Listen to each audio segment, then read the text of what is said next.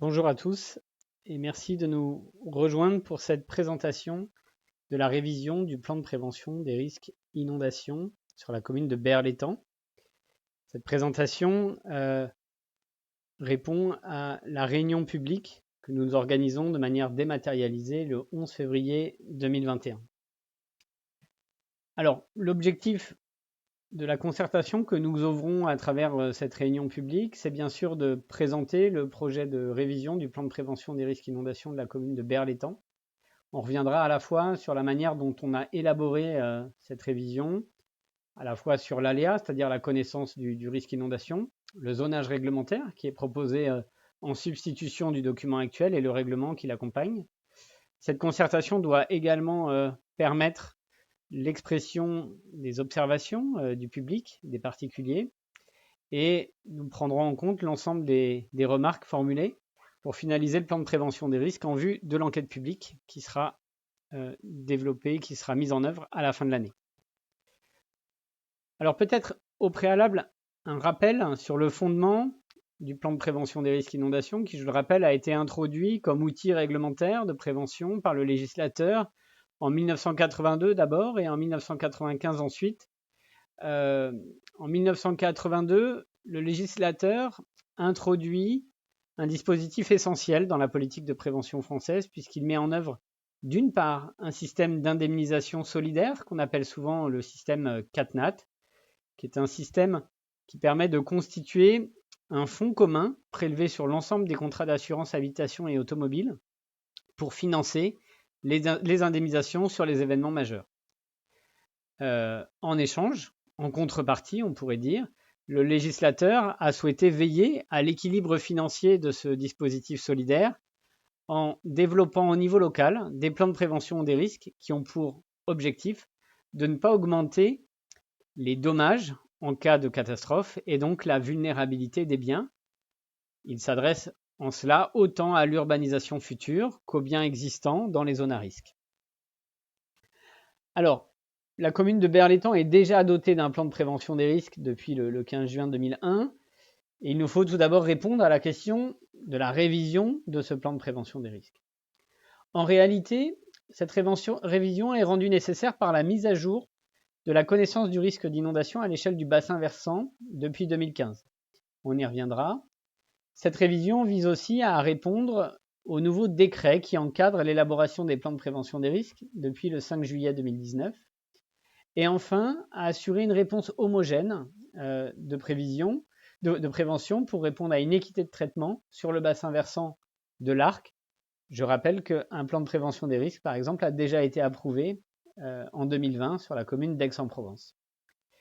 On travaillera bien évidemment la cohérence des règlements à apporter dans les différentes communes du bassin versant de l'Arc et on travaillera les mêmes méthodes, notamment sur la définition de l'occupation des sols ou des enjeux, pour apporter le même type de réponse réglementaire.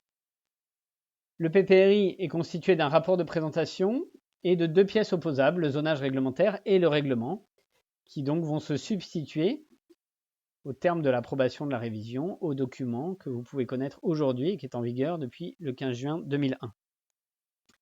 Alors les grandes étapes de l'élaboration du projet, d'une part, la définition des aléas, c'est-à-dire la connaissance de la zone inondable, quelle est l'enveloppe inondable, quelles sont les hauteurs et les vitesses de l'eau à l'intérieur de cette enveloppe.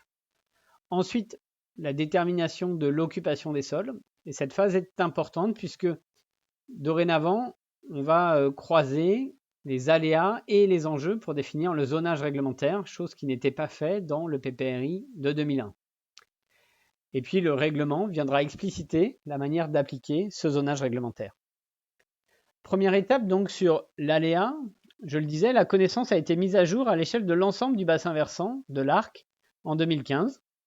Cette étude, portée par le bureau d'études SAFEJ, sous maîtrise d'ouvrage des services de l'État, de la DDTM, s'appuie sur des hypothèses, bien évidemment. Tout d'abord, la crue de référence qui a été retenue est définie comme la plus forte crue connue ou la crue centenale si cette dernière est supérieure. C'est là une définition portée au niveau national et reprise dans le décret de 2019. Dans le cas qui nous intéresse, l'événement le plus important connu correspond à la pluie qui est tombée dans le département du Var en juin 2010 et qui a toutes les caractéristiques attendues pour justifier qu'elle aurait pu tomber sur le bassin versant de l'Arc et générer une crue importante de l'ordre d'une période de retour 100 ans, donc qui correspond bien à la crue de référence attendue par le décret de juillet 2019. Cette carte d'aléa a déjà été portée à connaissance par Monsieur le Préfet en 2016 et est déjà utilisée en complément du plan de prévention des risques de 2001 dans les autorisations d'urbanisme sur l'ensemble des communes du bassin versant de l'Arc. En termes de cartographie, voilà comment elle se présente. Vous avez à la fois une enveloppe qui correspond à la crue de référence, qui correspond aux couleurs jaune, orange, rouge, rouge foncé. Et vous avez une autre enveloppe, une enveloppe violette, qui correspond à une crue exceptionnelle qu'on a obtenue à partir du doublement des apports hydrauliques par rapport à la crue de référence. Ce qui apparaît dans la crue de référence, c'est bien un niveau de détail sur l'intensité de l'aléa, c'est-à-dire les caractéristiques de hauteur et de vitesse de l'eau dans cette enveloppe.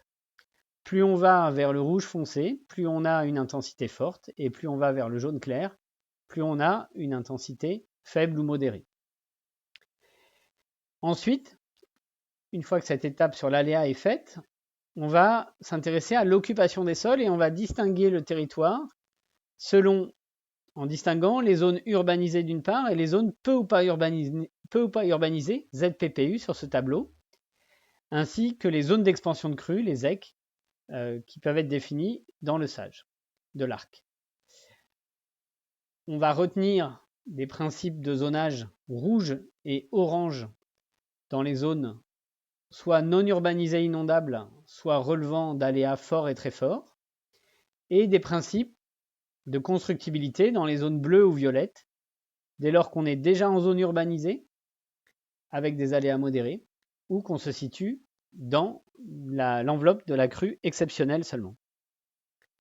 Alors si je traduis ça cartographiquement, en haut à gauche figure la carte d'aléa que j'ai déjà présentée, en bas à gauche la carte de l'occupation des sols avec en zone verte la zone peu ou pas urbanisée, en zone orange la zone déjà aménagée ou urbanisée, tout au sud de la commune le centre urbain qui est distingué. Et c'est bien le croisement de ces deux cartographies qui permettent de définir le zonage réglementaire avec, je le rappelle, les couleurs rouge et un petit peu orange qu'on voit moins bien qui relèvent de principes d'inconstructibilité ou de renouvellement urbain dans les zones oranges, et les principes de constructibilité avec prescription dans les zones bleues claires et bleu foncé, ainsi que les zones violettes.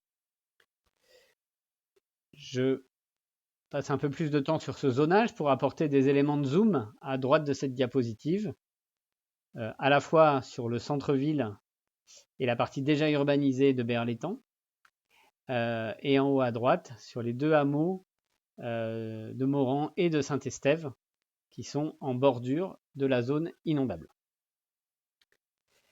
Le règlement, lui, va expliciter la portée du zonage réglementaire. Il va à la fois préciser la possibilité de réaliser des nouveaux projets ou l'interdiction de ces nouveaux projets. Et lorsque ces projets seront autorisés, il va préciser les prescriptions qui sont demandées pour les réaliser.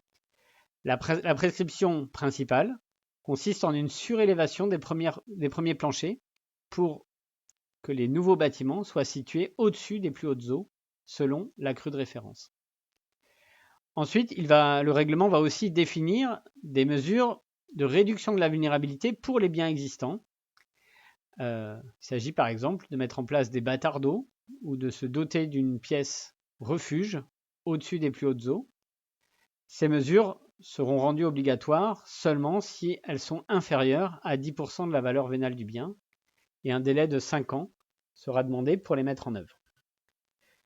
Le tableau qui figure sur cette slide reprend la légende du zonage réglementaire. Donc, dans toutes les zones peu ou pas urbanisées, pour rappel, on est sur un principe d'inconstructibilité, c'est-à-dire que quel que soit l'aléa, on n'ouvre pas l'urbanisation sur des zones non bâties.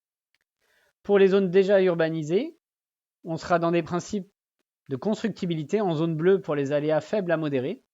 Et en aléas forts et très forts, on sera seulement sur des principes de renouvellement urbain, avec une possibilité de combler les dents creuses en centre urbain en aléa fort.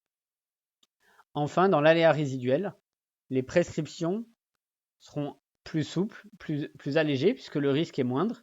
Il s'agira de rehausser les premiers planchers de 20 cm par rapport au terrain naturel. Les modalités de la concertation que nous ouvrons aujourd'hui consistent dans cette réunion publique réalisée en ligne à cause des restrictions du contexte sanitaire qui ne nous permettent pas de tenir des réunions publiques en présentiel.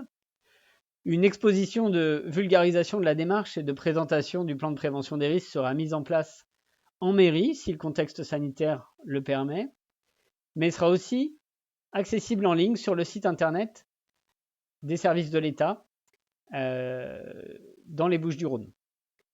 Une foire aux questions sera aussi possible avec une adresse, un courriel mail auquel vous pouvez adresser vos observations et la DDTM y répondra. Vous pouvez aussi procéder évidemment par courrier et nous avons aussi fait en sorte qu'un registre en mairie soit ouvert, là aussi, si les conditions sanitaires permettent d'accueillir du public.